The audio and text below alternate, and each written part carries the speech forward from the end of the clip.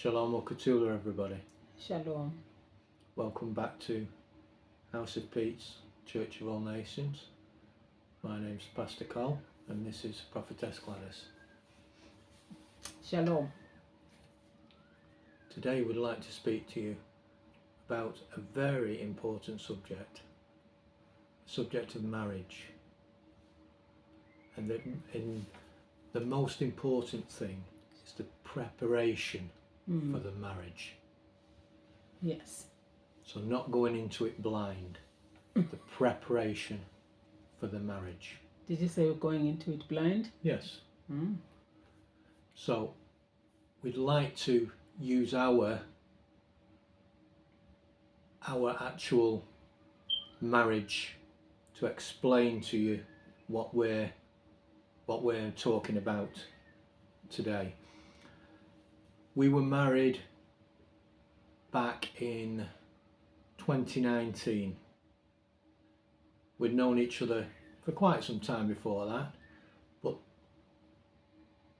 what we decided to do was to go and seek God's opinion and God's guidance before we took that final step of actually getting married. The reasons for that we will make clear, why we did this, where we went to do this, and what has transpired since in our marriage and how things have moved on afterwards. But I'll let Gladys start with the story of where we came from, what the reason why we actually decided to go and take God's counsel on this very important step in our lives. So, Glad, would you like to start? Yeah. Shalom. Yes. I think it's very important that we talk about this subject because that's where everything begins. Because God started it with Adam and Eve, and that's where all of us came from our parents, Adam and Eve. In the first marriage. This first marriage. So we went into previous marriages, like Pastor Cole has just mentioned that it was in 2019. Obviously, before then, we had encounters of marriage. But we went into it blind, like he said. You know, you can just go into it blind. And today we want to throw more light into what exactly is going into marriage blind.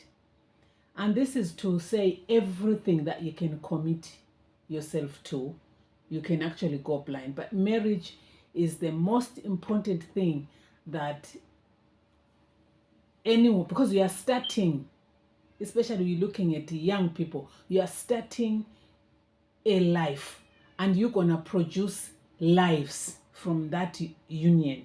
So it's important that you understand what it means to go into it blind and go into it seeing. So ours, because of where we came from, one divorce plus one divorce equals 3 divorces. Hallelujah. Yeah. Am my maths right? Yeah, it's right. One divorce plus one divorce, which is my divorce and your divorce, that's 2, and then equals yes. 3 divorce, because if we go blind, that means we're gonna have another one. Then that will make us to have so 1 plus 1 equals 3 in this case, guys. So yes, so 1 divorce plus 1 divorce equals 3. And now, so we looked at it after we've been taught, we've been learning about this thing that marriage is not sugar. Marriage is not sugar. God is in the middle of it. So anything that God is in the middle of it, obviously he has to be involved in it. But what we realized is that we went into it without him, the previous ones. That's why it didn't work out. So it didn't work out because God was not involved in that marriage. Yes. My particular marriage, my first marriage, and we're not saying that we didn't have affection and love the person that we were with, because we did. Yeah. We did. But God wasn't involved at the centre of that marriage. He wasn't the main component in that marriage. In my case, God was very much on the periphery of that marriage. He wasn't in the midst, in the middle of that marriage. What you say? About your marriage, Squire? Yeah, I think what it is the definition of love. We didn't know what love was, and now we know that love is God. So there will be no love to love anyone if God doesn't give you love. You can have your own type of love. Yes, we had a type of love, because but not... God's love doesn't expire. That's you see, right. And God's love forgives, and you know. But our own love, because you see, people of God, I loved my ex-husband. I loved him. Even before him, I had another one, which I didn't marry, of course, but I had somebody else which I loved, and it didn't work out. Then I had a husband, and then I loved him, and somehow love expired. Because you see, God is love. And when God is involved, he gives you love to love with his own love. He doesn't expect you to love without love, because he knows you don't have love. See, we don't know that we don't know. We don't know that we don't know. It is a problem when you don't know that you don't know. Because in yours, you loved each other for some time. Yes. For 26 years in yours. A type of love. A type of love. A type of love. That was different from... Because if it was God's love, we will be together with our partners. Because of what we know now. We know that as people, we are not just bodies. Isn't it? That's right. We are not just bodies. So men, as me, as Pastor Colin, we are spirits, spirit beings. The Spirit of God breathed into man. Yeah, we are spirit beings. Genesis. So he breathed into the man, and yeah, he became a soul within a body. Yeah, a living soul. Now, so looking at that, man is a spirit. He has a soul, man. He lives in the body. This carcass you see, he lives inside, right? Now, man as me and as my husband he's coming from, he's got a lineage, he's got where he's coming from. I've got where I'm coming from. Where I'm coming from, there are things that are happening regularly in the family. And it's called failure in marriage. Marrying and remarrying is happening. So it's normal. My grandfather, great-grandfather, everyone, you know, they divorced, they had 2 wives, they whatever, the aunties, you know. Nobody in my family can get married. We hear that all so those many things. times, don't we? So now when I met my husband, the first thing is, because now I know, I said, one divorce, which I have, plus yours, we put it together, we will get another divorce, which will be 3. Equals 3. And I said, I would rather stay single. Yeah. And so it's not God's plan. For me, it wasn't. There are some people who were meant to be like that, but I'm not. I wasn't meant to be like that. I'm meant to get married. And so God began to show me the men in my life. Now, this is the other thing that we need to look at. people of God, especially young people, well, whatever age, that nothing will happen to you without God revealing it. You might not know how to interpret it, but it has come to you through a dream, through a vision of the day or the night or whatever, or somebody will give you a prophecy or a word concerning what is coming in your life. But because we are not familiar with the prophetic life, we don't know that we came as a prophet ourselves. We don't know that our Father, God in heaven, he prophesies. He speaks things to happen. We don't know all that, so we reject prophetic words. So the prophetic words for me came. I started seeing this white man in my dreams. 3 times I saw this white man. Finally, I met a man of God who said to me, you will be helped by white people. So I said, well, okay. He left me. That was a prophetic word. And he came back and he said, you will be married to a white person. I said, that's the people I do not want. White people, because of my becauses, which were my because were wrong then. Because I said, they don't want the Bible. They don't love God. So how, no, this prophet didn't say it well. So anyway, I was wrong. You know how I was wrong. So it went on like that until my husband proposed.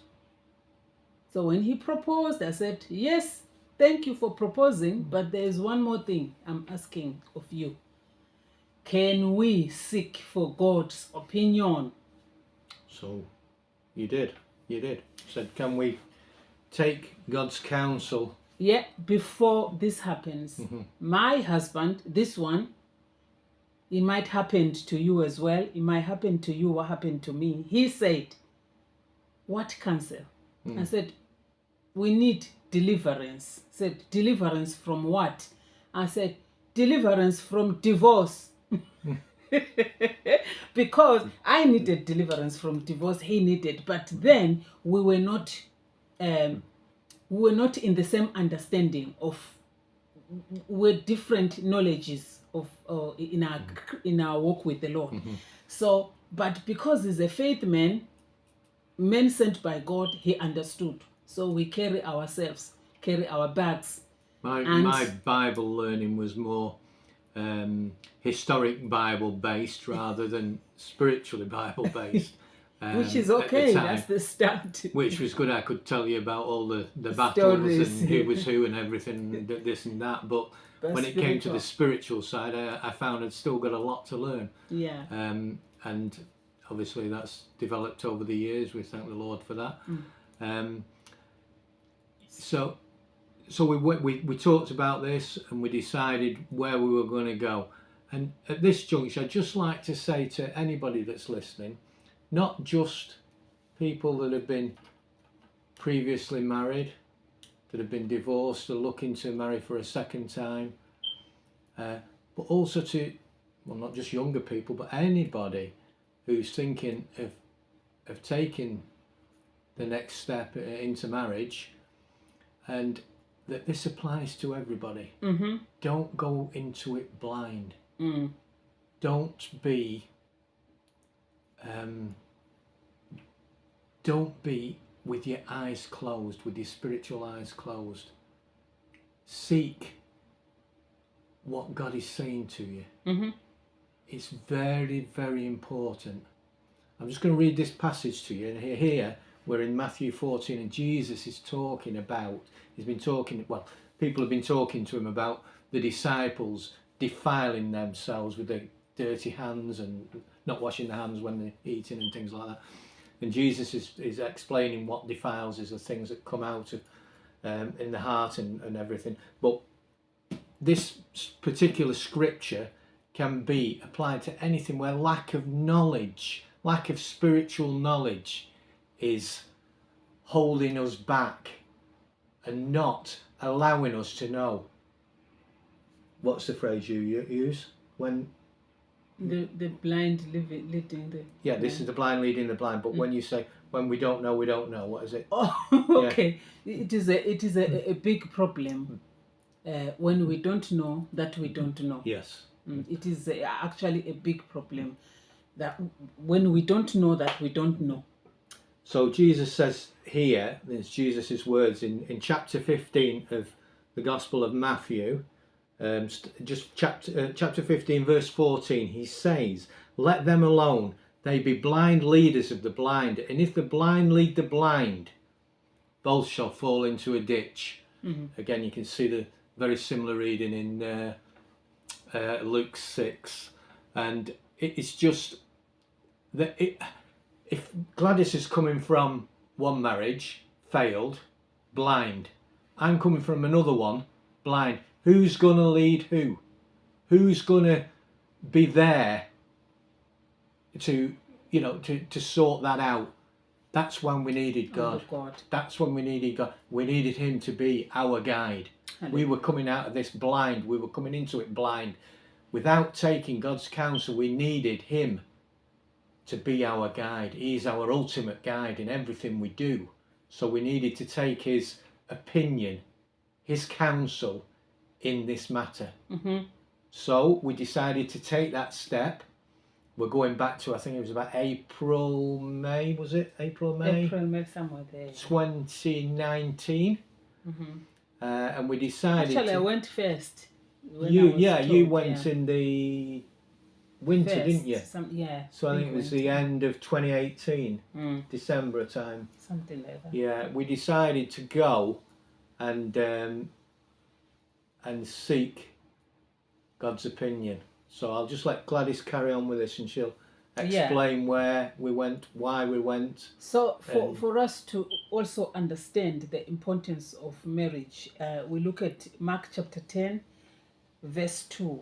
Some Pharisees came to him, Jesus. They came to Jesus and tried to trap him with this question. Listen to this. "Tell us," they asked, "does our law allow a man to divorce his wife?" Jesus answered with a question. "What law did Moses give you?" Their answer was, "Moses gave us permission for a man to write a divorce notice and send his wife away." Jesus said to them, "Moses wrote this law for you because you are so hard to teach. But in the beginning, at the time of creation, God made them male and female, as the scripture says. And for this reason, a man will leave his wife and mother and untie with his wife, and the two will become one. So they are no longer two, but one. No human being must separate them. What God has joined together." So you see, in the beginning, not in the time of Moses, no, in the beginning. So Jesus has come to explain to them that what you are talking about, what you have believed, it is not what it is. In the beginning, this is what it was said. So when we come into this thing of divorce, we do it because from the start we were not with him. But that is not God's plan. When we come to that point, it is not God's plan. What makes us to come to it is because of going into it blind. But when you start it with God, you are told that there will be a falling, that you will have to get up. You are told that will come, so you know that is there. And you are given the ability as you are delivered. Then, because you are separated from your past, that I said is a reputation of repetition of divorce, etc., or marrying and remarrying, or whatever, all of that. So once that is cut off through deliverance, then you can face the new marriage that you are going to go to. So at this point, we will tell you where we went to. We visited Greece, that is in Thessalonica, in Greeks. Thessalonica, Greece. We visited wise man Harry, Prophet Harry now, the man of God. And when we visited him, he went straight to the point through a prophetic word. He had already told me when I was on my own. And I went with him to be confirmed. We were cancelled.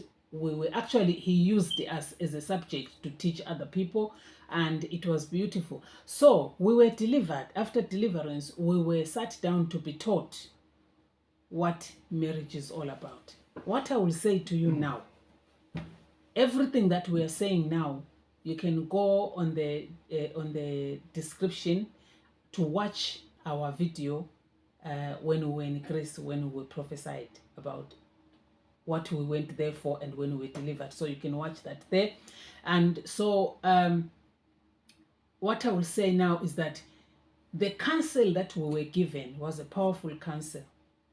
And the counsel was about truthfulness, honest. Yeah. Let your yes be yes, your no be no. After deliverance, that's what you do. Your yes is yes, your no is no. Open up your heart to everything you have ever done before you met this man. I remember his word when he said, if you had 15 children in Africa, tell him. 15 husbands, tell him. And he said to him, how many? If you have 25 wives 25 in Europe, tell Gladys the truth. Everything. I'm telling you, we tried to tell each other in the hotel. We tried to pour out to each other.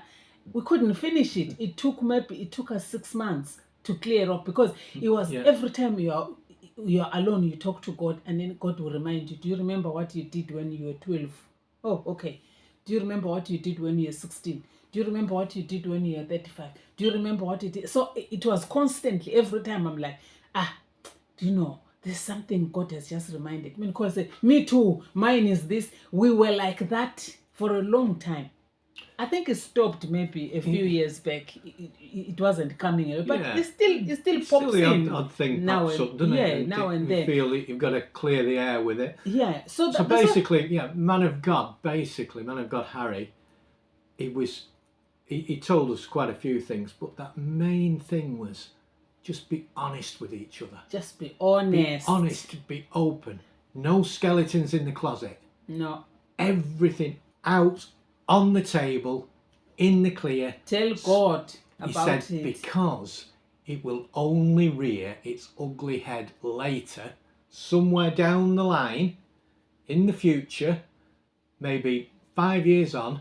If it comes up, he said it'll be a bigger problem than it is now. A lot bigger problem than it is now. So he said, be straight with each other from the get-go, be straight. Tell each other everything. Put your cards on the table. Say this is what I am. This is what I've done. This is where I've been. Everything. Yeah. That's what he said. I like this. Yeah. I don't go with this. That doesn't mean if I don't like what God likes, it means we are separate. No, we work with it. We work with it, because he's white, as you can see. I'm black, as you can see. So the differences are big. But our faith is worked very well in that, because then those challenges make our faith to be tested all the time. And it is making us to be stronger. And it is also making us to help other couples as well. Yes. Yes, it does. So that we know that God blessed us so that we can be a blessing to other people. And this is why we're bringing this video today to you. Feel free to ask questions as usual. Definitely. Yeah. Any questions? Anything, and those who are trying to get into it, well, feel free. Find out where you can find your deliverance. If you want to come to us for your deliverance, you are welcome. Jesus will deliver you through us. If you want to go to Prophet Kakande, go ahead. If you want to go to CCOAN, Mama Evelyn will meet you there. If you want to go to Prophet Harry, you can go. Christopher Oji, you can go. They are everywhere. God has planted everywhere. So don't sit with the problem. Mm. Don't sit with the problem. That's And right. don't tie any knot without God. Mm-hmm. Don't tie any knot without God. It's very, very important. Mm-hmm. And I will ask you now Mm-hmm. to like our video, to Mm-hmm. subscribe, Mm-hmm. to share, Mm-hmm. and to comment. Mm-hmm. Let's hear your thoughts. That's Let's right. hear your thoughts. Yeah. Yes. We've got so much more to talk about on this subject. We were so blessed when we went to see Wise Man Harry, to see Prophet Harry. Mm-hmm. We were so blessed. He prophesied me. He told me things, you They know, will see from it in my the past. video. You'll see it on the video. It wasn't just the counselling that we got, but the prophetic word. Delivered and blessed. Yeah, he told me exactly what I was going through, what I'd been going through. You will see he talks about my coming from a broken home. He talks about the people not understanding what I was about. Talks about loneliness. He talks about all the issues that I was having before I went to see him, and that deliverance was the opening for me. It really was the opening for me, and I'd love you to watch that video, guys. I will link it on the description. Please watch it. It's from CCOAN, Yes, we'll link it, so don't Christian miss it Church down. of All Nations in Thessaloniki. It was then the Synagogue Church of All Nations, but they've since changed the name. But it's the same church. Yes, see, we are made out of so many altars by the grace of God. Indeed. Yes, we are made of so many altars by the grace of God. We are going to come It's the again. same grace. Yes, we're going to come same again grace. with another one, because every time God will prompt us and will say, okay, go there, go and do this for me, go and do this, go and get that. Everywhere we go, everywhere we visit, we don't just take an empty holiday. We take a holiday with God. And when we went to Greece, it was we're going to for the fellowship, for the deliverance, for the guidance, and also for the holiday. So we took God with us, and it was beautiful. And that's what we do. When we go that way. But I don't think we'll go a lot now, because Mercyland is waiting for us, isn't it? Mercyland is waiting for us. The work waits, as we were instructed by Prophet Kakande. Yes, so the work there is waiting. He said to us on the prophetic instruction, go and work. And that's what we intend to do.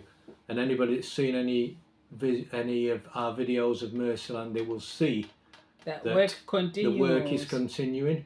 The orphanage is being built. We're just awaiting the roofing to come now, and that will be going on very, very shortly. And we'll love to upload the videos to show you the progress on that. And then after the orphanage is finished, we're on with the permanent church site for the permanent church building. So the work is continuing, even though we're not there physically at the moment, but we will be very shortly by the grace of God.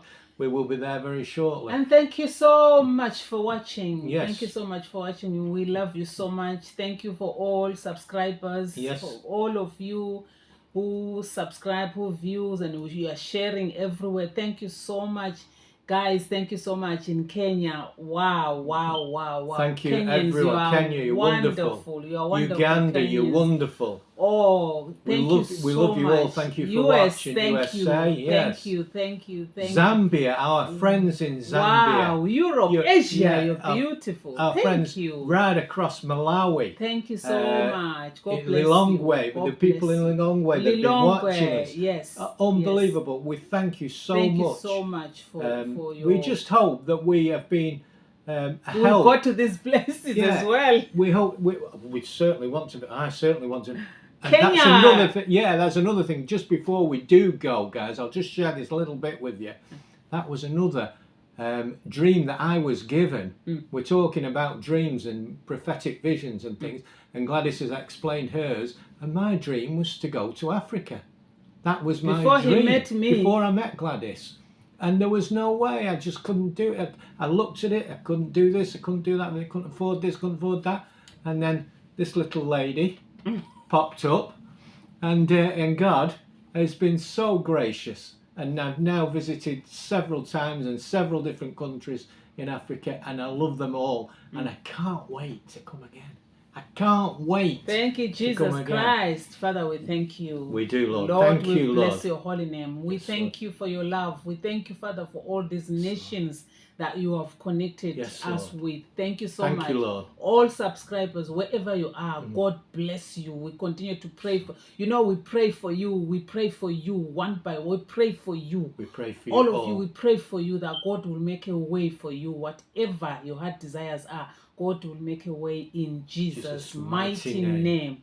Thank you, Father. Thank you, Lord. Thank you, Jesus. Thank you. Shalom.